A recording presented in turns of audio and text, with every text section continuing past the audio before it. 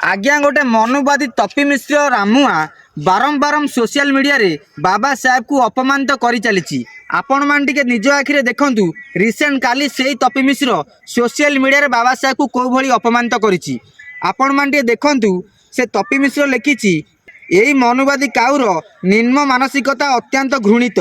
ढाबा साहेब को उपरे मलत्याग करी से सार्वजनिक भाव में अपमान करुछि। एपरी हीन कार्य पाई एससी एसटी एक्ट लागू हेबा अत्य आवश्यक।